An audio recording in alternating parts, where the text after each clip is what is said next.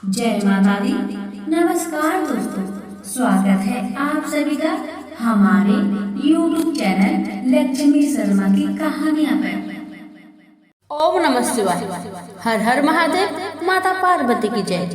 प्यारे भक्तगणों, आज आप सभी श्रवण करेंगे शिव पार्वती विवाह की कथा। शिव जी की पहली पत्नी थी सती। यह विवाह उन्होंने सती के पिता दक्ष की इच्छा के विरुद्ध किया था। दक्ष उनका अपमान करने के लिए अवसर ढूंढा करते थे।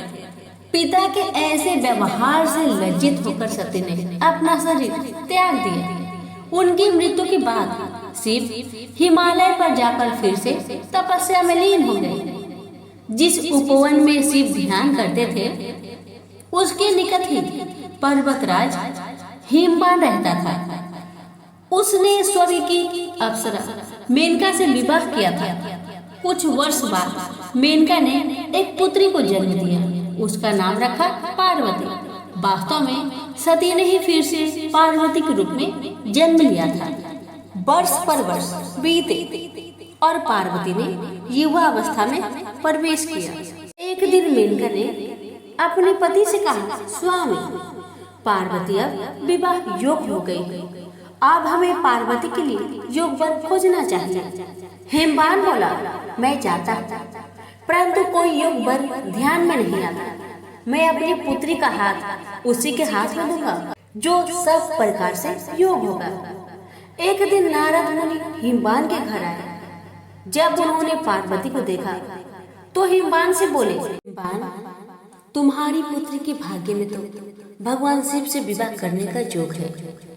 नारद मुनि की बात सुनकर हिमवान सोचने लगा, शिव के पास मैं कैसे जाऊं? उन्होंने शादी से इनकार कर दिया तो?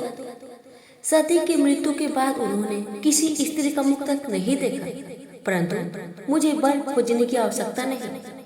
नारद मुनि की भविष्यवाणी असत्य नहीं होगी। मैं धीरज पूर्वक प्रतीक्षा करूंगा। परंतु एक हिमवान का धीरज टूट गया। उसे एक विचार सूझा। वह मेनका से बोला, मैं पार्वती को शिव की सेवा करने भेजता हूँ।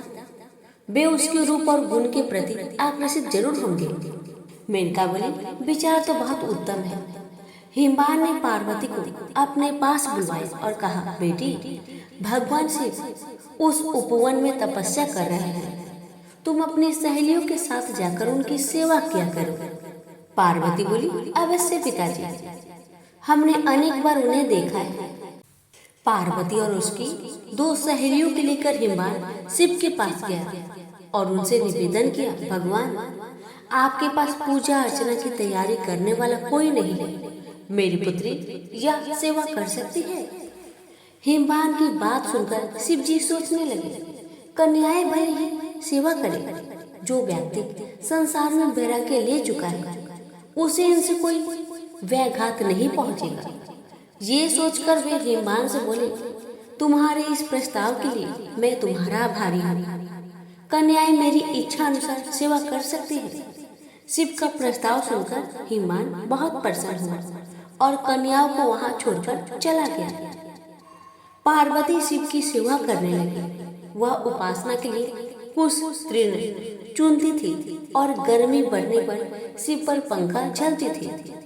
इस प्रकार पार्वती हृदय से शिव से प्रेम करने लगी। इस बीच आपत्तिग्रस्त देवता इंद्र के साथ ब्रह्मा जी के पास आकर बोले, भगवान, असुर तारक के अत्याचारों से हमारी रक्षा करें।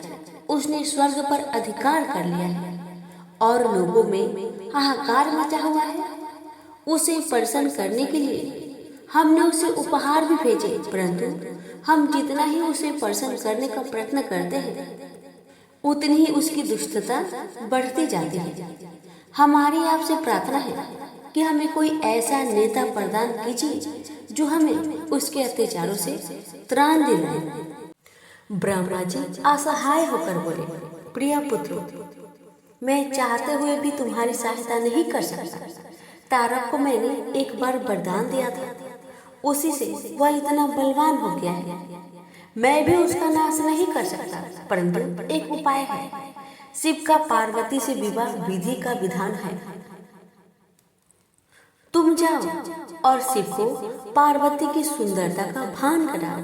शिव और पार्वती का जो पुत्र होगा वही तुम्हारा नेता बनकर तारक का वध करेगा। ब्रह्मा जी की बात सुनकर देवराज इंद्र सीधे प्रेम के देवता काम के पास पहुंचे और बोले, कामदेव, मैं तुम्हारे पास एक आवश्यक काम से आया हूँ। तुम शिव पर अपना जादू चलाओ ताकि वे पार्वती से विवाह कर लें। इंद्र की आज्ञा पाकर कामदेव अपनी पत्नी रति के साथ शिव के कुंज में पहुंचे।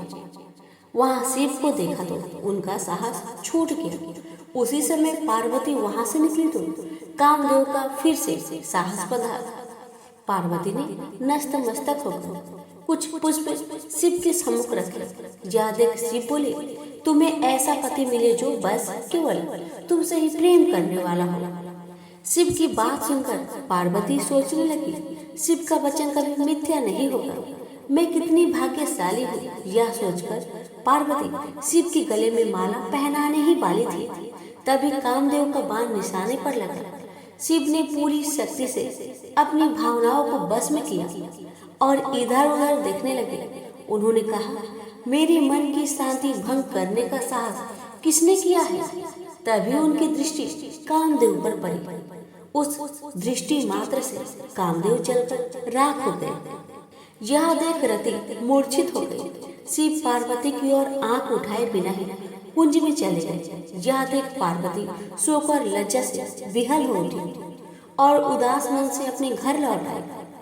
उधर जब रति की मूर्छा टूटी, उसने सोचा, जब मेरे पति ही नहीं रहे तो मैं जीकर क्या करूंगा? अच्छा यही है कि मैं भी मरकर उनके पास पहुंचूं। वह यह सोच ही रही थी कि तभी आकाशवाणी हुई, जीवन मत त्याग। पार्वती तपस्या करके शिव को वर के रूप में पाएगी और उनके विवाह के दिन तेरा पति पूर्ण जीवित होकर फिर से तुझे मिलेंगे। आकाशवाणी सुनकर रति को ढंढास बंधा और वह उस दिन की प्रतीक्षा करने लगी। उधर शिव के व्यवहार से पार्वती को बहुत दुख हुआ, परंतु उसके प्रेम में कमी नहीं आई। वह सोचने लगी, मेरा सौंदर्य उन्हें आकर्षित नहीं कर सका, परंतु मैं हार नहीं मानूंगी। सौंदर्य से नहीं तो मैं अपनी तपस्या और भक्ति से उन्हें प्राप्त करूंगी। यह सोचकर उसने अपना निर्णय अपने माता पिता को बताया। पार्वती के निर्णय के आगे माता पिता को झुकना पड़ा और उसे आशीर्वाद देकर विदा किया। सुंदर वस्त्रों तथा आभूषणों का त्याग करके पार्वती कुंज में तपस्या करने बैठ गई। कई वर्ष बीत गए, परंतु पार्वती ने आशा नहीं छोड़ी। एक दिन वह जल कुंड में प्रवेश करने से पहले पूजा अर्चना की तैयारी कर रही थी कि एक युवक ऋषि उससे मिलने आया। उसने पार्वती से कहा, तुम्हारा यह सुकुमार शरीर कैसे ही कठिन कर्म करता है जो तुम्हारी आत्मा उससे करवा रही है। तुमने संसार को दिखा दिया है कि सुंदरता और पवित्रता एक दूसरे को नष्ट करने के लिए नहीं है। तुम्हारे आचरण ने तुम्हारे पिता के गौरव को और बढ़ाया है। सुकुमारी, तुमने यह कठिन तपस्या का व्रत क्यों लिया है? घर लौट जाओ। सुकुमारी, तुम तपस्या त्याग दो। जो सिद्धियां मैंने प्राप्त की है उनमें से आधी मैं तुम्हें दूंगा, लेकिन कृपया तपस्या का कारण बता दो। पार्वती ने अपनी सखी से कारण बताने को कहा। मेरी सखी पर्वत में शिव का प्रेम जीतने का निश्चय किया है। अपने सौंदर्य से तो यह उन्हें नहीं रिझा सकी, अतः तपस्या और त्याग का सहारा लिया है। सखी की बात सुनकर ऋषि ने पार्वती से कहा, क्या यह सत्य है या तुम्हारी सखी हंसी कर रही है? पार्वती बोली, यह सत्य है ऋषिवर।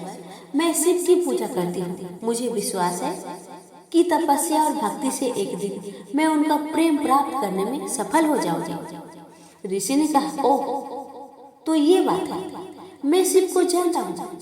वह तो अपने सारे शरीर पर भस्म रमाए रहते हैं, नाग उससे लिपटे रहते हैं, चम्र धारण करता है। तुम्हारी जैसी सुंदर युवती कैसे उसकी पत्नी हो सकती है? वह निर्धन है, अघोर है, यह सारा संसार जानता है। वह तुम्हारे योग नहीं है। उसका विचार त्याग दो और कोई दूसरा व्यक्ति चुन लो। ऋषि की बातें सुनकर पार्वती क्रोधित होकर बोली, आप चुप रहिए। महान आत्मा को महान आत्मा ही पहचान सकती है। नीच प्राणी उच्च विचारों को नहीं समझ सकता। आपका वचन आपकी दुर्भावनाओं का सूचक है। सिर्फ दिखावे से नहीं प्रभावित होते हैं, न किसी को प्रवाहित करते हैं। वे अघोर है, निर्धन है, चम्र धारण करते हैं, उनके शरीर से सर्प लिपटे रहते हैं। तो क्या हुआ, वो मेरी मनोनीत देवता है। उनमें चाहे दुर्बलताएं अधिक हो और गुण कम, फिर भी मैं उन्हीं को चाहती हूँ।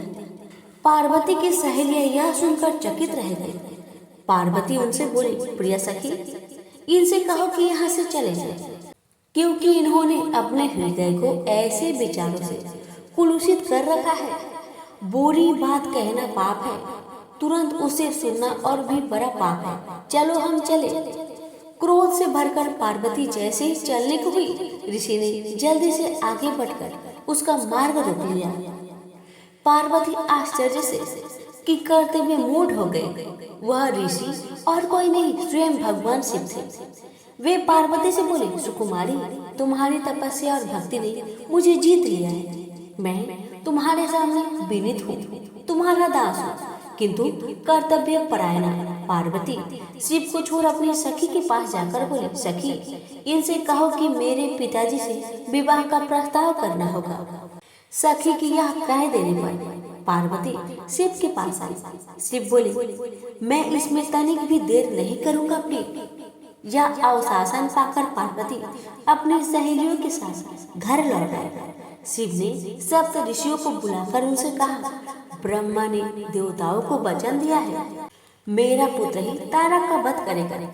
इस वचन को पूरा करने के लिए मुझे पार्वती से विवाह करना है। जाकर हिमवान से विवाह प्रस्ताव करो। प्रस्ताव सुनकर हिमवान अत्यंत प्रसन्न हुआ और उसने विधि पूर्वक शिव पार्वती का विवाह कर दिया।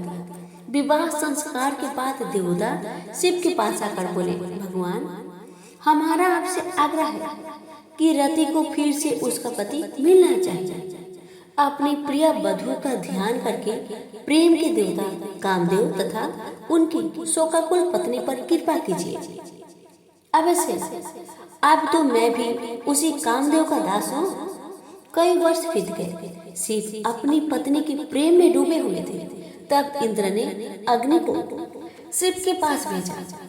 अग्निदेव शिव के पास गए और उनसे विनती की, भगवान, मैं आपको देवताओं की आवश्यकता का स्मरण कराने आया हूँ।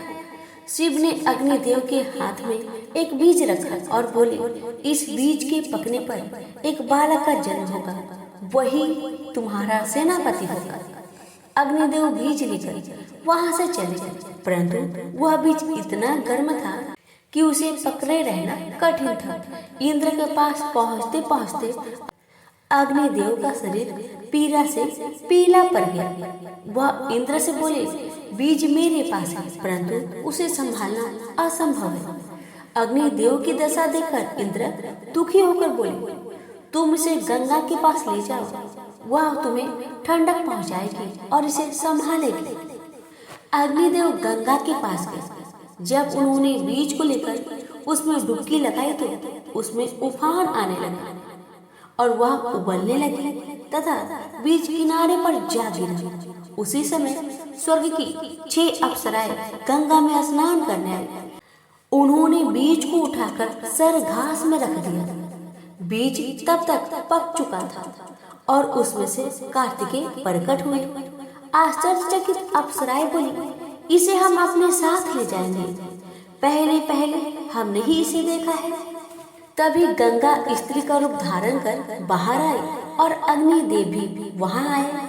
गंगा बोली, इसे मैं ले जाऊंगी, मैंने इसे जन्म दिया है। अग्निदेव बोले, नहीं, यह हमें प्रदान किया गया है। उसी समय शिव तथा पार्वती वहां आए। शिव ने विवाह का निर्णय करते हुए कहा, जो बालक देवताओं का नेतृत्व करने वाला है उसका पालन पोषण पार्वती ही कर सकती है। पार्वती ने प्रेम से बालक को उठाकर छाती से लगा लिया। फिर वे कैलाश पर्वत को लौट आए। समय बीतने के साथ कार्तिकेय बड़ा हुए। उसके नेतृत्व में देवताओं और तारक के बीच भीषण युद्ध हुआ। कार्तिकेय ने उसे मार डाला। स्वर्ग का सिंहासन फिर से इंद्र को मिला और स्वर्ग में फिर से सुख शांति का साम्राज्य स्थापित हुआ। प्रेम से बोलिए उमापति शंकर भगवान की जय, गौरी गणेश की जय, कार्तिकेय जी की जय। श्री अमरनाथ की अमर कथा। इस कथा का नाम अमर कथा इसलिए है कि इसके श्रवण करने से सिद्धांत की प्राप्ति होती है। यह वह परम पवित्र कथा है जिसके सुनने से सुनने वालों को अमर पद की प्राप्ति होती है तथा वह अमर हो जाते हैं। यह कथा श्री शंकर भगवान ने इसी गुफा श्री अमरनाथ जी की गुफा में भगवती पार्वती जी को सुनाई थी। इस कथा को सुनकर ही श्री सुखदेव जी अमर हो गए थे। जब भगवान श्री शंकर यह कथा भगवती पार्वती को सुना रहे थे तो वहाँ एक तोता का बच्चा भी इस परम पवित्र कथा को सुन रहा था और इसे सुनकर फिर उस तोते के बच्चे ने श्री सुखदेव स्वरूप को पाया था।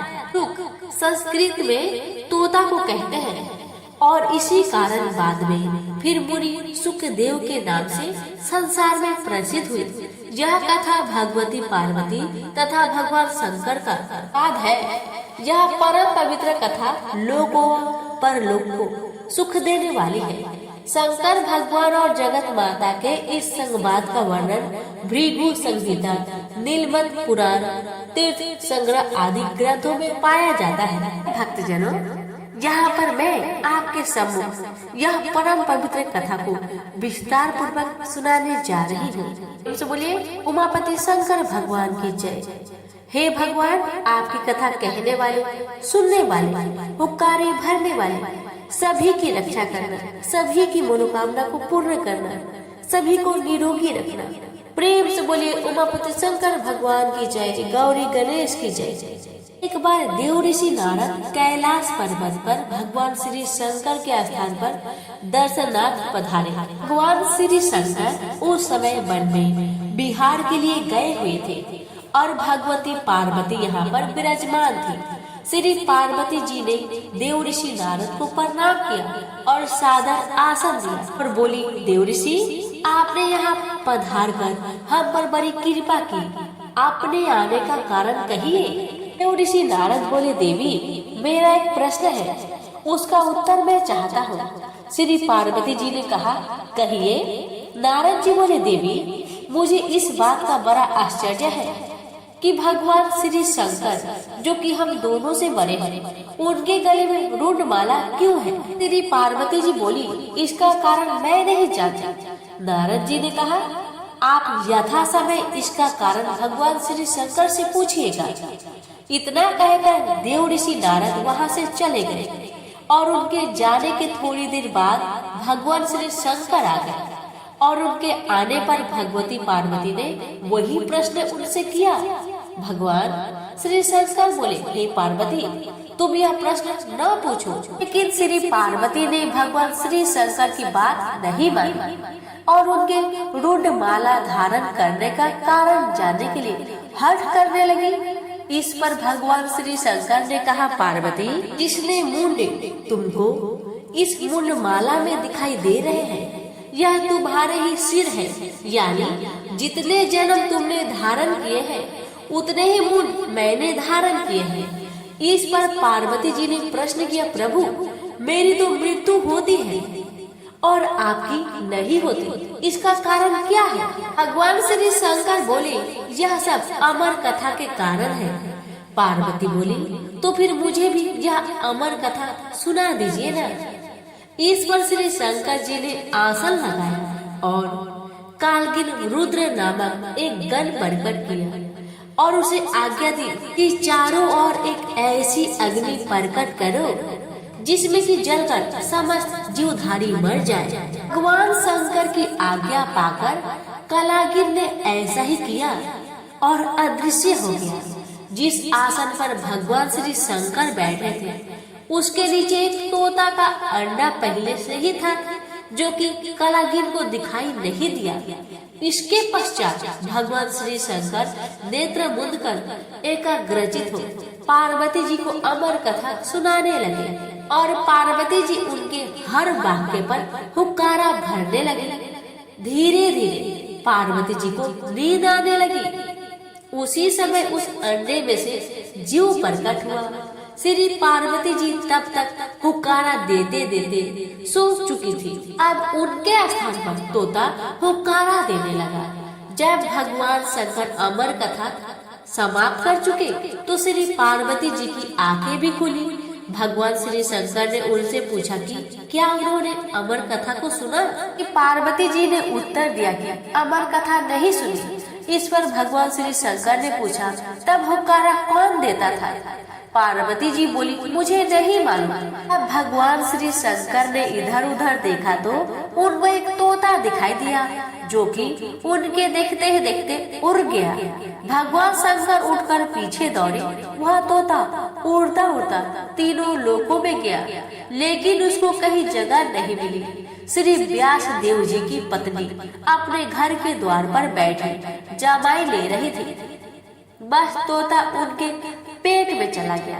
भगवान श्री शंकर ने कहा, व्यास जी, मेरा चोर आपके घर में है।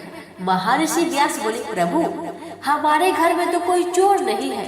भगवान श्री शंकर कहने लगे, पर महर्षि व्यास जी ने अपने पत्नी से पूछा।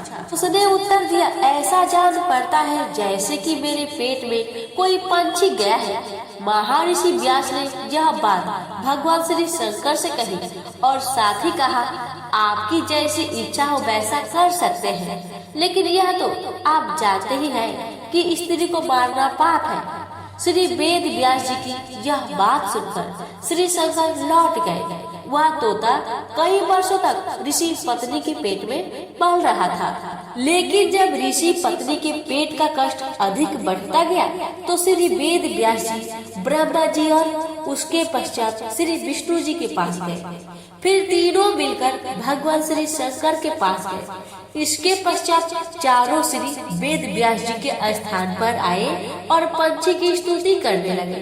पंछी जो भगवान जी शंकर जी से अमर कथा सुनकर चारों वेदों तथा 18 पुराण का ज्ञानी हो गया। कहने लगा, अब तक जगत निर्मोही नहीं होगा, तब तक मैं माँ के पेट से बाहर नहीं निकलूंगा। इस पर भगवान विष्णु ने अपनी माया से जगत को निर्मोही कर दिया। इस पर वह तोता बालक रूप होकर माँ के पेट से बाहर आ गया और उसका नाम सुखदेव हुआ। श्री सुखदेव अपने जन्म के साथ ही सबको प्रणाम करके जंगल की ओर चल दिए और फिर भगवान विष्णु ने अपनी माया हटा दी और जगत पुनः मोहयुक्त हो गया। इस पर श्री वेद व्यास जी अपने पुत्र के लिए व्याकुल होकर श्री सुखदेव के पीछे जंगल में दौड़े और उनके पास पहुंचकर उनसे घर चलने के लिए कहा। श्री सुखदेव जी ने कहा, जगत निर्मोही है, यहाँ न कोई किसी का पुत्र है और न कोई किसी का पिता। श्री वेद व्यास जी बोले, अब ऐसा नहीं है। श्री सुखदेव जी ने ध्यान लगाकर देखा तो मालूम हुआ कि भगवान श्री विष्णु ने उनके साथ छल किया है। इस पर उन्होंने श्री वेद व्यास जी से कहा, जब तक मैं गुरु धारण नहीं कर लूंगा वापिस घर नहीं जाऊंगा और गुरु धारण करने के बाद मैं घर आकर आपकी सेवा करूंगा। सुखदेव जी फिर इस संसार में गुरु की खोज में इधर उधर घूमने लगे, मगर अपने से बढ़कर ज्ञानी उनको कहीं पर नहीं मिला। इस पर वह श्री वेद व्यास जी की आज्ञा से महाराज जनक के पास गए, लेकिन महाराज जनक के पास कर्म स्त्री वह राजपाट के कारण उनको गलानी हुई।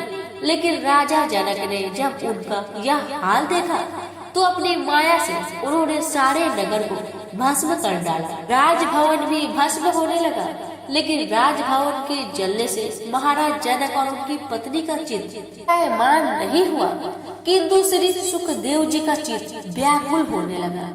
सुखदेव जी को अमर कथा के सुनने तथा अपने अमर हो जाने का अभिमान था।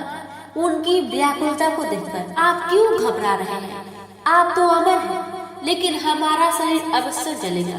इस पर भी जब श्री सुखदेव जी की व्याकुलता दूर न हुई तो महाराज जनक ने अपनी माया से अग्नि पुनः शांत कर दी और प्रत्येक वस्तु पूर्वतः हो गया। यह देखकर श्री सुखदेव जी ने महाराज जनक को अपना गुरु बना लिया और उनसे उपदेश लिया। इसके बाद श्री सुखदेव जी नैमिषारण्य गए। वहाँ पर ऋषियों महर्षियों ने उनका बड़ा आदर सत्कार किया। ऋषियों महर्षियों ने आपसे अमर कथा सुनने के लिए प्रार्थना की। श्री सुखदेव जी बोले, इस कथा को सुनने वाले अमर हो जाते हैं। इसके पश्चात उन्होंने कथा सुनानी आरंभ की। कथा आरंभ होने के साथ ही कैलाश पर्वत, क्षीरसागर और ब्रह्मलोक हिलने लगा। ब्रह्मा, विष्णु, शिव तथा समस्त देवता उस स्थान पर पहुँचे जहाँ पर अमर कथा हो रही थी। भगवान शंकर को स्मरण हुआ कि यदि इस कथा को सुनने वाले अमर हो गए तो पृथ्वी का संचालन बंद हो जाएगा और फिर देवताओं की प्रतिष्ठा में अंतर आ जाएगा। इसलिए भगवान श्री शंकर क्रोध में भर आए और श्राप दिया कि जो इस कथा को सुनेगा वह अमर नहीं होगा, परंतु हाँ, वह शिव लोक को अवश्य प्राप्त करेगा। प्रेम से बोलिए उमापति शंकर भगवान की जय। आपसे हमारी रिक्वेस्ट है, इस कथा को ज्यादा से ज्यादा शेयर करें। भगवान आप सभी की मनोकामना को पूर्ण करें। प्यारे भक्त करो, अब आप श्रवण करेंगे अमरनाथ की यात्रा की महिमा। पार्वती जी ने कहा, प्रभु मैं अमरनाथ की यात्रा की महिमा सुनना चाहती हूँ। इसके सुनने से जन्म जन्मांतर के पाप ताप मिट जाते हैं। जगत स्वामी आप श्री अमरनाथ जी के लिंग का महात्म्य तथा मार्ग के तीर्थों का वर्णन कीजिए। श्री अमरनाथ की यात्रा तथा पूजन की विधि भी कहे और ये भी बताए कि जो शास्त्रोक्त यात्रा को त्याग कर केवल लिंग के ही दर्शन करता है वह किस गति को प्राप्त होता है। भगवान श्री शंकर ने कहा, मनुष्य श्री अमरनाथ जी की यात्रा करके शुद्धि को प्राप्त करता है तथा शिवलिंग के दर्शनों से भीतर बाहर से शुद्ध होकर धर्म, अर्थ, काम, वचन तथा मोक्ष को प्राप्त करने में समर्थ हो जाता है। वह मनुष्य जो कि मार्ग के तीर्थों पर यथा विधि स्नान, दान इत्यादि न करके सीधा गुफा में ही पहुंच जाता है, उसकी यात्रा निष्फल समझो। भगवान शंकर बोले, हे देवी, दो प्रकार की ऊपर तथा नीचे की यात्रा। ऊपर की यात्रा मोक्ष चाहने वाले योनियों को प्राणायाम द्वारा होती है। प्राण तथा आपान वायु के एक होने पर योग मार्ग दशम द्वार अर्थात ब्रह्मरंध्र में प्राणों को लीन करने से निश्चय ही मोक्ष की प्राप्ति होती है। वह दोनों प्रकार की यात्रा धर्म, अर्थ, काम तथा मोक्ष के सुखों को करनी चाहिए। प्रभु, निचली यात्रा यानी पैदल यात्रा से मनुष्य के संपूर्ण पाप दूर होकर चित्त निर्मल हो जाता है और इसी तरह हठ योग और राजयोग से तीर्थ पर किसी अच्छे विद्वान पंडित द्वारा अमर कथा सुनने से पुरुष ज्ञान अधिकारी हो जाता है। इस तरह कहे गए के अनुसार यात्रा करने वाले मुक्ति को प्राप्त करते हैं। अतः पुण्य देने वाली निम्न यात्रा का वर्णन अब सुनिए। ये नगर में विघ्नों का नाश करने वाले श्री गणेश जी का पूजा करें। रीति के अनुसार भगवान श्री शंकर का स्मरण करता हुआ वहां से बाहर निकलकर षोडश तीर्थ पर स्नान तथा आचमन करके शिव की ओर बढ़े। प्रिय, वहां गंगा जी का दर्शन और प्रणाम करके भगवान श्री शंकर पूजन, देवता और ऋषियों का तर्पण तथा ब्राह्मणों को भोजन करवाए। फिर अन्न, वस्त्र आदि दान देकर विसर्जन करें। फिर पदमपुर में जो सिद्धों का है वहां पर स्नान करके और दान देकर युवती तथा विष्णु तीर्थों पर स्नान करके अवंतीपुर को चले। वहाँ साधु महात्माओं के क्षेत्र में स्नान करके बहरनाग यानी बिहारनाग जाकर हरिपाड़ा गांव में हरिदाख्य गणपति विघ्नों के नाश करने वाले श्री गणेश जी का पूजन करें और देवताओं तथा ऋषियों का तर्पण करें। देवताओं तथा पितरों का तर्पण करने से तथा दान करने से श्री गणेश की कृपा से मनुष्य के समस्त विघ्न तथा पाप नष्ट हो जाते हैं। इसके बाद बलिहार क्षेत्र में स्नान करके आगे बढ़े। नागाश्रम में जिसको की हस्तिकर्ण कहते हैं, संगम के समीप जाकर ज्येष्ठासार नामक गण स्वामी भगवान श्री सदा शिव का पूजन करके आगे चले। तीनों पापों तथा मलों का नाश करने वाले तीर्थ जल में स्नान व आचमन करके चक्र नामक तीर्थ चक्रधर पर जाकर स्नान करके देवताओं तथा ऋषियों का तर्पण करें और सोने का चक्र बनाकर ब्राह्मण को दान दें। फिर विधिवत हवन तथा जप करके दे। फिर विधिवत हवन तथा जप करके देवक तीर्थ देवक यान की ओर चले और फिर वहां स्नान करके हरिश्चंद्र तीर्थ विजय विहार बीच विहारा पहुंचकर स्नान करे तथा वृषभ ध्वज महादेव जी का पूजन कर हव्य काव्य आदि से देवताओं और ऋषियों का तर्पण करे। गौ स्वर्ण तिल और भोजन यथाशक्ति सतपात्र ब्राह्मण को दान दे। ऐसा करने से मनुष्य को ब्राह्मण को तृप्त करने के फल की प्राप्ति होती है। हे देवी, इसके पश्चात भोजन करे और तीर्थ को नमस्कार करके आगे चले और लंबोदरी नदी पर आलस्य रहित होकर स्नान करके तुजवार ग्राम से भगवान श्री सदाशिव के दर्शन करें। इसके बाद सूर्य क्षेत्र में सूर्य कुंड में स्नान करके भगवान भास्कर का दर्शन करें। श्री सूर्य नारायण का पूजन संसार के समस्त भोगों तथा मुक्ति को देने वाला है। यात्रियों को सूर्य क्षेत्र में अन्न वस्त्र आदि का दान ब्राह्मणों को देना चाहिए। यह सूर्य क्षेत्र तीर्थ अपने कर्मों से दुखी हुए पितरों के उद्धार के लिए उत्तम है। ऐसा देवताओं का ऋषियों महर्षियों का मत है। हे देवी, यहाँ पर पिंडदान आदि से पितरों का उद्धार करें। दोनों कुंडों का दर्शन करें और फिर उसमें मत्स्य रूप देवताओं का दर्शन कर और फिर उनको नाना मंत्रों से तृप्त करें। पश्चिम वाहिनी गंगा में स्नान करके पितरों के उद्धार के लिए श्राद्ध करें। इसके बाद सत्कार स्थान में पहुँचे, स्नान करें और श्री गणेश का पूजन करें और फिर भाद्रश्रम में जाए। फिर परम पवित्र हरिश्रेष्ठ यानी शिलगाम आश्रम तथा सत्व स्वतर क्षेत्र में और गंगा जल में स्नान करके संध्या बंदन आदि नित्य क्रिया करें। ग्राम में पहुंचकर पवित्र अनंतनाग तालाब के जल में स्नान कर उत्तम बालखिल्य आश्रम को जाना चाहिए। हे देवी, अब मैं पाप ताप को हरने वाले, चित्त को शुद्ध करने वाले बालखिल्य तीर्थ का महात्म्य कहता हूँ। ध्यान पूर्वक सुनो। पूर्व काल में बालखिल्य नामक महर्षियों ने घोर तप किया। फिर भगवान श्री विष्णु ने मेघ सदृश गंभीर वाणी से कहा, मैं तुम्हारे तप से अत्यधिक प्रसन्न हूँ, अतः तुम वर मांगो। ऋषियों की प्रार्थना सुनकर भगवान श्री विष्णु ने अपने चरणों से धरती को छूकर वहां से गंगा को प्रकट किया और उसके साथ ही उन लोगों को यह वरदान दे दिया कि प्रलय प्रकट बालखिल्य तीर्थ लोगों को पवित्र करता रहेगा। पवित्र और पुण्य खिल्यान तीर्थ पर मनुष्य स्नान तथा जब पूजा करे तो उसे स्वर्ग की प्राप्ति होगी। उस बालखिल्य तीर्थ पर जगत गुरु सर्वव्यापी नारायण का पूजन करे, जो कि नाना प्रकार के भोगों तथा मोक्ष को प्रदान करने वाले हैं। तीर्थ पर स्नान और यथाशक्ति दान देकर महावन यानी गणेश्वर जी पहलगाम में है, वहाँ पर जाकर श्री गणेश जी का पूजन करें। हे सुंदरी, श्री गणेश जी को नमस्कार करके लड्डुओं तथा क्षीर का भोग लगाएं। आप तथा विघ्नों से रहित होकर महाबलेश्वर क्षेत्र को जाए। हे साध्वी, महाबलेश्वर भगवान के दर्शन या तीर्थ जल में स्नान करके मनुष्य रोगों तथा पापों से छूट जाता है। यहाँ पर स्नान करने के पश्चात मनुष्य दान करे तथा ब्राह्मणों को भोजन करवाए। श्रवण करेंगे महाबलेश्वर तीर्थ की उत्पत्ति के संबंध में कथा।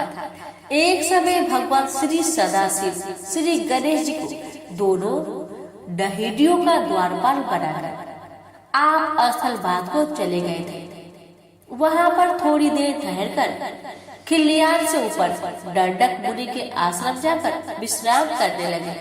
वहाँ देवता आए। भगवान सदाशिव ने कहा, आगे मत बढ़िए, इस शब्द को सुनकर गणेश जी पाताल देश से आए और उन्होंने भी यही शब्द कहे और इस शब्द से फिर देवता भगवान श्री सदाशिव में लीन हो गए। अतः फिर यह ग्राम मामल के नाम से प्रसिद्ध हुआ। भगवान श्री सदाशिव ने श्री गणेश जी से कहा, तुम मामल शब्द सुनकर पाताल से यहाँ आए हो, अतः दीर्घ काल तक यहाँ ठहरो और समस्त विघ्नों को दूर करो।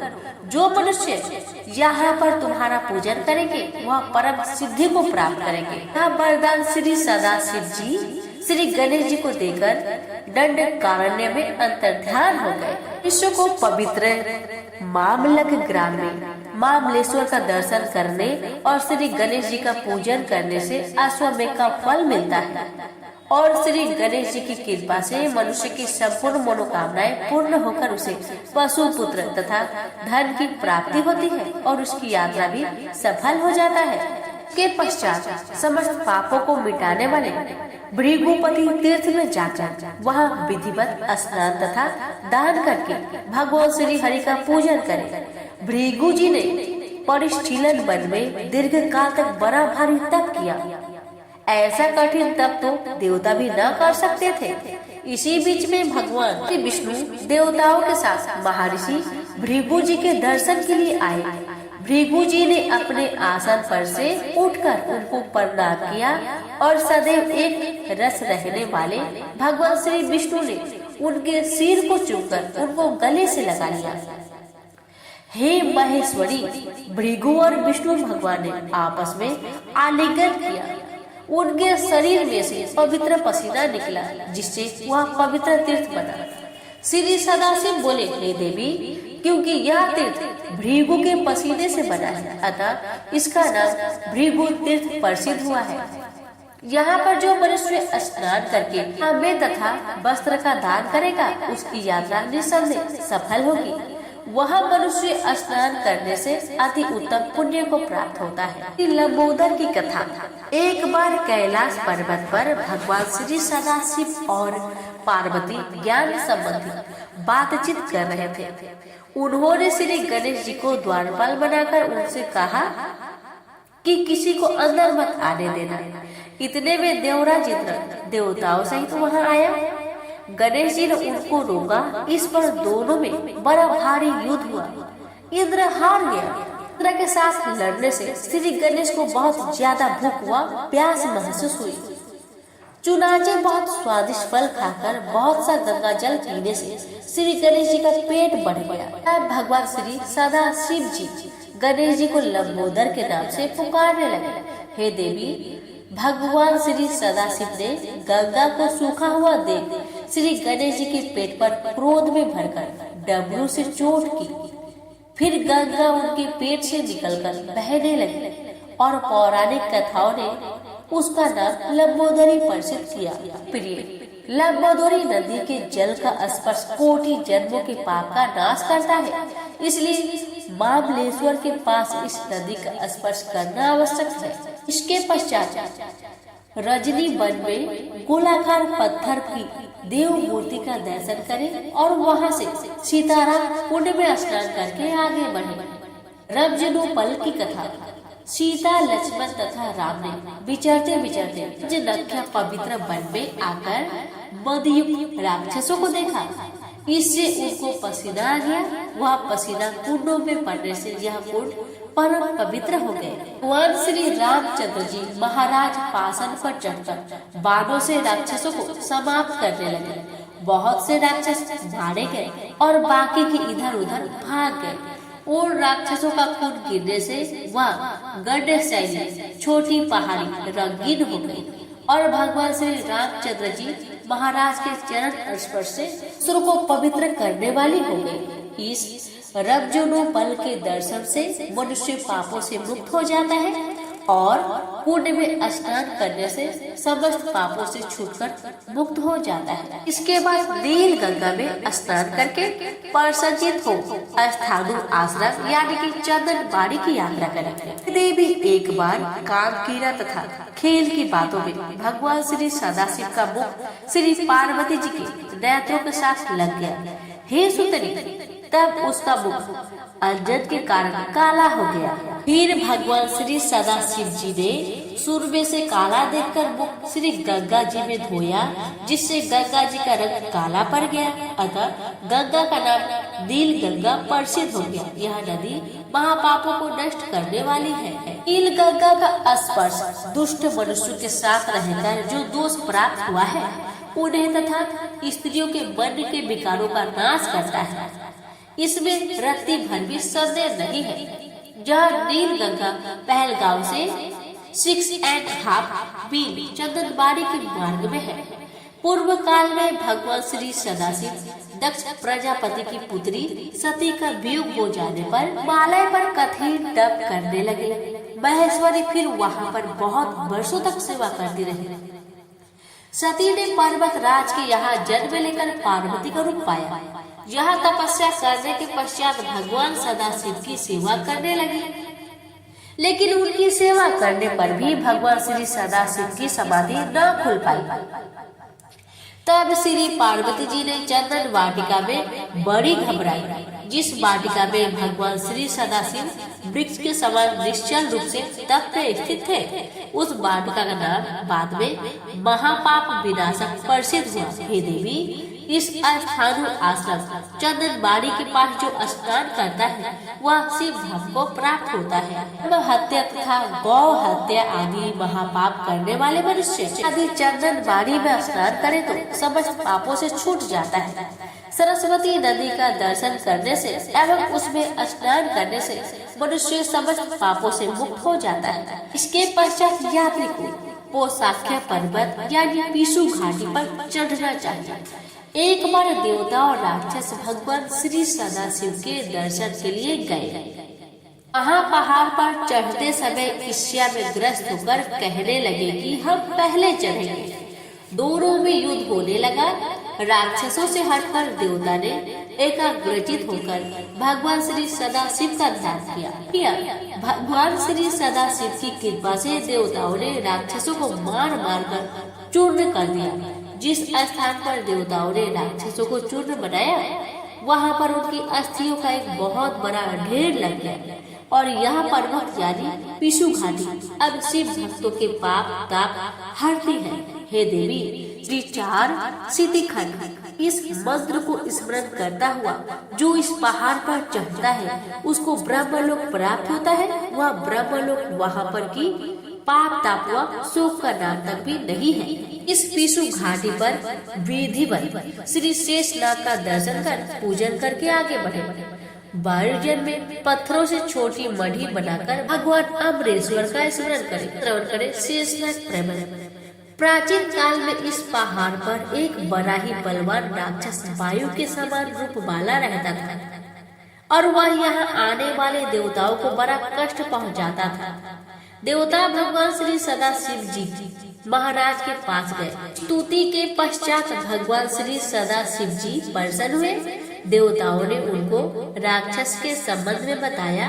भगवान श्री सदाशिव जी महाराज ने कहा कि मैंने इसको वरदान दिया हुआ है जिससे मैं इसको नहीं मार सकता। तुम भगवान श्री विष्णु की शरण में जाओ। इस पर देवताओं ने क्षीर सागर के तट पर जाकर भगवान श्री विष्णु की स्तुति की। भगवान श्री विष्णु देवताओं की स्तुति से प्रसन्न होकर बोले, मैं अभी अभी वायु रूपी दैत्य को नष्ट किए देता हूँ। तुम लोग स्वर्ग धाम को जाओ। शेषनाग जी पाताल से प्रकट हुए। उस पर भगवान श्री विष्णु सवार हुए और आज्ञा दी, हे सर्पराज, तुम सहस्त्र मुखों से वायु को पान करो। अपने प्राणों को इस वायु द्वारा तृप्त करो, क्योंकि तुम वायु के खाने वाले हो। भगवान के अमृत रूपी वचन सुनकर एक क्षण में शेषनाग ने देखते ही देखते वायु रूपी दैत्य को भक्षण कर लिया। हे देवी, उसी दिन से ये पर्वत शेषनाग के नाम से प्रसिद्ध है तथा योगी जन इसको अपना आश्रम भी कहते हैं। इसके दर्शन करने से तथा तालाब में स्नान करने से और यहाँ पर जप हवन स्तुति का स्वाध्याय करने से मनुष्य अनंत पुण्य को प्राप्त होता है। जब देवताओं ने राक्षसों को मार डाला, उनमें से प्रतिष्ठा नाम दैत्य वायु भी मिलकर देवताओं को कष्ट देने लगा। इस पर समस्त देवता भगवान श्री सदाशिव जी महाराज के पास गए और उनकी स्तुति की। इस पर भगवान श्री सदाशिव जी महाराज ने प्रसन्न होकर कहा, हे देवताओं, तुम लोग यहाँ बढ़िए बनाकर वायु को रोक दो। इस पर वे वहाँ पर पत्थर की बढ़िया बनाकर शांति पूर्वक रहने लगे। लेकिन एक बार दैत्य ने अपना उग्र रूप दिखाया। तब देवराज इंद्र ने अपना वज्र उठाया और उसी जगह राक्षस को मार डाला। तब से यह जगह वायु वर्जन देवताओं से पूजित तीर्थ प्रसिद्ध हुआ। यहाँ पत्थरों द्वारा देवताओं के लिए छोटे छोटे घर बनाने तथा तीर्थ के दर्शन से मनुष्य अत्यंत पुण्य को प्राप्त होता है। ब्रह्म हत्या और गौ हत्या से युक्त मनुष्य इस तीर्थ के दर्शन से इन महापापों से छूट जाता है। अब सुनिए हत्यारा तालाब। हे देवी, जिस कारण यह तालाब हत्यारा तालाब सूख गया। अभी सुनो, इसके सुनने से प्राणी संचय से रहित हो जाता है। जब भगवान श्री सदाशिव जी महाराज तथा देवराज इंद्र ने राक्षसों को नष्ट किया तो कुछ राक्षस भागकर इस तालाब में छिप गए और फिर वह राक्षस थोड़े समय के पश्चात देवताओं को पूर्वतः दुख देने लगे। भगवती पार्वती और सदाशिव जी महाराज विचरते हुए वहां आए। भगवती पार्वती ने भगवान श्री सदाशिव जी महाराज से देवताओं के दुख दूर करने के लिए कहा। भगवान श्री सदाशिव महाराज ने हुक्कार किया, फिर वह डर के इस तालाब में छुप गए। भगवान श्री सदाशिव महाराज ने श्राप दिया, वह तालाब सूख गया। इस स्थान पर यात्री को मौन होकर यात्रा करनी चाहिए। हे सुंदरी, इसके बाद पंचतरणी के पंच प्रवाहों में स्नान करें और देवता ऋषि तथा पितरों का सावधान होकर तर्पण करें। अब सुनिए पंचतरणी की महिमा। पूर्व काल में एक बार भगवान श्री सदाशिव महाराज तांडव नृत्य कर रहे थे और नृत्य करते समय उनका जटाजू ढीला हो गया और उससे फिर पंचतरणी गंगा निकली, जो महापापों को दूर करने वाली है। जो मनुष्य आलस्य रहित इस पंचतरणी नदी में स्नान करता है, वह ब्रह्म हत्या आदि घोर पाप से मुक्त हो जाता है। यहाँ पर स्नान करने वाले को वही फल मिलता है जो कुरुक्षेत्र, परियाग, नैमिषारण्य में स्नान तथा दान करने से प्राप्त होता है। ये सुंदरी, यदि इस तीर्थ पर गौ, वस्त्र, चंदन, केसर, अगर, कस्तूरी आदि ब्राह्मण को दान दिए जाए तो यात्री को सिद्धार्थ की प्राप्ति होती है। इसके पश्चात ऊंची चोटी वाले पहाड़ पर चढ़कर डबारक देवता के दर्शन करने चाहिए। डबारक देवता की कथा। बड़े से बड़ा पापी भी डबारक देवता के दर्शन करने से पाप से छूट जाता है। हे देवी, अधिक क्या कहूँ, बस इतना कहना ही पर्याप्त है। यात्री डबारक देवता की पूजा तथा परिक्रमा करने से ही श्री अमरनाथ के दर्शन के योग होता है। एक बार भगवान श्री सदाशिव जी महाराज नृत्य में इतने लीन हो गए कि उनका संध्या का समय भी व्यतीत हो गया। इससे उनको बड़ी चिंता हुई। एक बार भगवान श्री सदाशिव जी महाराज जी कार्तिक स्वामी के साथ कीड़ा कर रहे थे। उस उक्त गण को निद्रा आ गई और भगवान श्री सदाशिव जी महाराज का संध्या काल व्यतीत हो गया। इससे भगवान श्री सदाशिव जी महाराज के क्रोध का कोई परवार न रहा और उन्होंने उक्त गण को श्राप दिया कि वह शीला रूप होकर देर तक वहां ठहरे। वह गण कांपता हुआ भगवान श्री सदाशिव महाराज की सेवा में उपस्थित हुआ, लेकिन भगवान ने उसको क्षमा नहीं किया। लेकिन यह जरूर कहा कि जो यहाँ पर मेरे श्री अमरनाथ जी के दर्शन के लिए आएगा, वह पहले पहाड़ी पूजा तथा परिक्रमा करेगा। हे देवी, उस दिन से महाडबारक गण रत्न नामक शिखर पर पाषाण रूप होकर रहता है और जो मनुष्य उसका पूजन करता है वह सिद्धार्थ को प्राप्त होता है। यात्री को चाहिए कि श्रावणी के दिन प्रातः काल भैरव घाटी की यात्रा करते हुए चोटी पर डबारक के शरण में पहुँचे। डबरेश्वर भैरव का दर्शन और भक्ति सहित पूजन कर व्रत की ज्योत जलाए और मालपुआ तथा लड्डुओं का भोग लगाए। परिक्रमा और प्रणाम कर पहाड़ से उतरते समय मध्य में चलता हुआ मार्ग में जो गर्भ योनि है उसमें प्रवेश कर, क्योंकि इसमें एक बार जाने से फिर मनुष्य का पुनर्जन्म नहीं होता। गर्भ योनि से निकलकर अमरावती नदी में प्रवेश करें। अमरावती के दर्शन मात्र से मनुष्य देवता तुल्य हो जाता है। इस नदी के अमृत समान जल में स्नान करके यात्री को चाहिए कि भस्म को अपने शरीर पर मले। जो मनुष्य पवित्र गर्भ योनि से निकलकर अमर गुफा को जाता है उसका फिर पुनर्जन्म नहीं होता है और फिर वह शिव रूप हो जाता है। देवी, यह बात बिल्कुल सत्य है। हे ईशानी, जब भगवान श्री सदाशिव जी महाराज कैलाश पर्वत पर नृत्य कर रहे थे उस समय नंदी उनकी आज्ञा अनुसार द्वारपाल था। देवता भगवान श्री सदाशिव जी महाराज के दर्शन के लिए आए तो नंदी ने उनको रोका।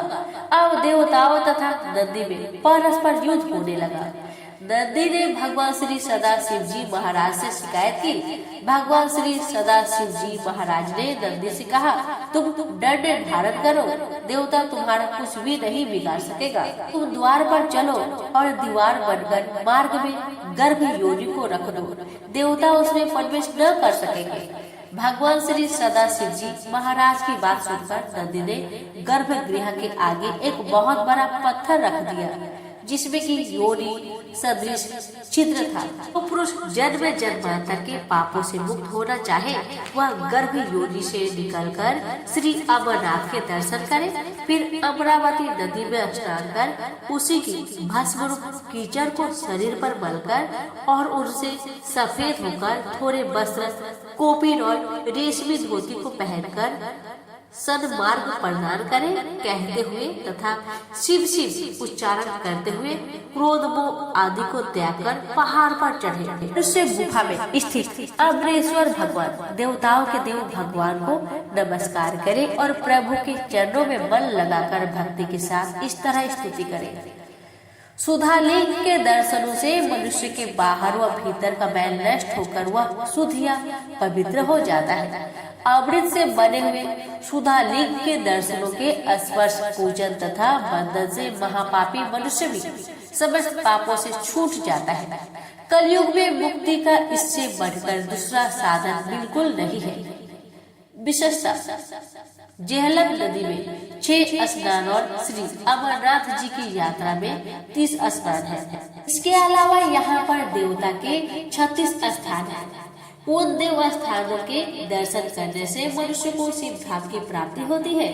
इस प्रकार यदि मनुष्य यात्रा करता हुआ रसात्मक लिंग के दर्शन करे तो मोक्ष को प्राप्त होता है, जिससे कि उसको फिर बार बार जन्म मरण का दुख नहीं भोगना पड़ता। पार्वती जी बोली, प्रभु अब अमरेश महादेव जी की कथा सुनना चाहती हूँ और यह जानना चाहती हूँ महादेव गुफा में स्थित होकर अमरेश क्यों कर या कैसे कहलाए। भगवान श्री सदाशिव जी ने उत्तर दिया, देवी सुनो, मैं अब अमरनाथ जी की महातीर्थ के संबंध में विस्तार पूर्वक कहता हूँ। इसके सुनने से मनुष्य करोड़ों पाप से छूट जाता है।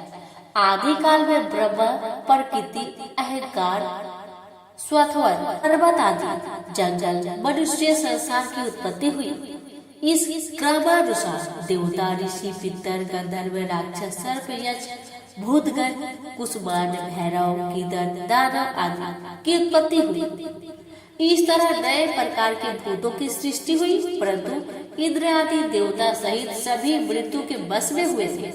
देवता भगवान श्री सदाशिव जी महाराज के पास गए और उनकी स्तुति की। देवता ने कहा कि हमको मृत्यु बाधा करती है, आप कृपया कोई ऐसा उपाय बताइए जिससे कि मृत्यु हम लोगों को बाधा न करे। भगवान श्री सदाशिव जी महाराज ने देवताओं की बात सुनकर कहा, आप लोग की मृत्यु के भय से रक्षा करूंगा। भगवान श्री सदाशिव ने इस तरह कहकर अपने सिर से चंद्रमा की कला को उतारकर निचोड़ा और देवताओं से कहा, यह आप लोगों की मृत्यु रोग की औषधि है कि इस चंद्र कला के निचोड़ने से पवित्र अमृत की धारा बह निकली और वह धारा अमरावती नदी है। प्रिय जो अमृत के बिंदु चंद्रकला के निचोड़ते समय भगवान श्री सदाशिव जी महाराज के शरीर पर पड़े थे, वह सूख गए और पृथ्वी पर गिर पड़े। गुहा में जो भस्म है वह अमृत बिंदु के कण है, जो भगवान के चंद्रकला के निचोड़ने से शरीर पर और बाद में पृथ्वी पर गिरे थे। देवी भगवान श्री सदाशिव जी महाराज देवताओं को प्रेम दिखाते हुए द्रवीभूत हो गए। देवता भगवान श्री सदाशिव जी महाराज को जल स्वरूप देखकर स्तुति करने लगे और बार बार नतमस्तक होकर नमस्कार करने लगे। तब भगवान श्री सदाशिव जी महाराज ने पुनः अपना यथार्थ स्वरूप उनको दिखाया। इसी कारण प्रत्येक पक्ष में अमृत पिघलता और जमता है। देवी यह रस द्रवीभूत कठिन होकर लिंग रूप में परिवर्तित हो गया। लिंग रूप भगवान श्री सदाशिव जी महाराज को फिर द्रवीभूत हुआ। देखकर देवता उनको बारंबार नमस्कार करने लगे। भगवान श्री सदाशिव ने बड़ी दयायुक्त वाणी से देवताओं से कहा, हे देवताओं, तुमने मेरा बर्फ का लिंग शरीर पर इस गुफा में देखा है। इस कारण मेरी कृपा से आप लोगों को मृत्यु का भय नहीं रहेगा। अब तुम यहीं पर अमर होकर शिव रूप को प्राप्त हो जाओ, जिससे मेरा यह अनादि लिंग शरीर तीनों लोकों में अमरेश के नाम से विख्यात होगा। देवता इस अमरेश्वर महाराज के लिंग शरीर को नमस्कार और परिक्रमा करके अपने अपने स्थान को चले गए और सत्ता रूप से गुफा में भी रहे। हे देवी भगवान सदाशिव देवताओं को ऐसा वर देकर उस दिन से लीन होकर गुफा में रहने लगे। भगवान श्री सदाशिव जी महाराज ने अमृत रूप सोम कला को धारण करके देवताओं की मृत्यु का नाश किया, इसलिए तभी से उनका नाम अमरेश्वर प्रसिद्ध हुआ। हे महेश्वरी, गर्भपात करने वाला, गुरु की सैया पर आरूढ़ होने वाला, मदिरा पीने वाला, स्वर्ण चुराने वाला, गौ हत्या करने वाला, ब्रह्म हत्या आदि करने वाला आदि श्री अमरनाथ जी के रसमय लिंग शरीर का दर्शन करे तो वह उसी क्षण समस्त पापों से मुक्त हो जाता है। आप श्रवण करें कबूतरों का रहस्य। भगवती पार्वती ने भगवान श्री सदाशिव जी से पूछा, प्रभु कौन से शिवकर कबूतर हुए और कबूतर क्यों कर हुए और कहाँ पर स्थित है? कृपया यह सब मुझे विस्तार पूर्वक बतलाइए। भगवान श्री सदाशिव बोले, एक समय भगवान महादेव संध्या समय नृत्य कर रहे थे कि यह गण वापस में ईर्ष्या के कारण कुरु कुरु शब्द करने लगे। महादेव जी ने क्रोधित होकर उनको यह श्राप दिया कि तुम दीर्घ काल तक यही सब कुरु कुरु करते रहो। चुनादी वह रूढ़ रूपी गण उसी समय कबूतर हो गए। इनके दर्शनों से समस्त पाप दूर हो जाते हैं। भगवती जी पार्वती ने भगवान श्री सदाशिव जी महाराज से पूछा, प्रभु किस समय की यात्रा महाफल देने वाली है? श्री अमरनाथ जी के दर्शन व पूजन से क्या फल प्राप्त होता है? इसके अतिरिक्त वह भी बतलाए कि बड़े से बड़ा पापी किस वस्तु का दान करे जिससे कि उसके समस्त पाप नष्ट हो जाए। हे देवी, श्रावणी पर यात्रा करने बड़ी भारी पुण्य को देने वाली है, क्योंकि भगवान श्री सदाशिव जी महाराज ने अपना स्वरूप श्रावण रक्षा पूर्णिमा में ही प्रकट किया है। काशी में लिंग दर्शन तथा पूजन से 10 गुना, परियाग से 100 गुना, दैविक साधना तथा कुरुक्षेत्र से 1000 गुना अधिक पुण्य देने वाला श्री अमरनाथ जी का पूजन है, जो कि मैंने तुम्हारे हित के लिए कहा। देवताओं की 1000 वर्ष तक सोने, फूल, मोती और पट्टे वस्त्रों से पूजा का जो फल मिलता है वह श्री अमरनाथ के असली पूजा से एक ही दिन में प्राप्त हो जाता है। कस्तूरी, कपूर, चंदन, केसर, मोती, सोना, चांदी, पुष्प, धूप, दीप, नेवल और अनेक प्रकार की सामग्री से जो मनुष्य भगवान श्री अमरनाथ जी का पूजन करता है उसको बड़ा भारी फल मिलता है। भगवान श्री अमरनाथ जी की आरती और परिक्रमा से बहुत पुण्य प्राप्त होता है। श्री अमरनाथ जी का दर्शन स्पर्शन करके पंच तरंगिनी के उत्तर संगम में जाकर देव व प्रीत पर्शनार्थ श्राद्ध करें। लौटने पर यात्री को मामलाख्य महाग्राम में जाकर श्री गणेश जी का पूजन करना चाहिए और वहां गंगा के तट पर खड़ी भगवती जी से, जो भगवान श्री सदाशिव जी महाराज के सिर पर स्थिर है, अपनी यात्रा के सफल होने के लिए प्रार्थना करनी चाहिए। पाताल गंगा में स्नान करके यात्रियों को अपने अपने घरों को वापस जाना चाहिए। प्रिय भक्तगणों, सभी मिलकर बोले उमापति शंकर भगवान की जय। हर हर महादेव, माता पार्वती की जय और गणेश की जय।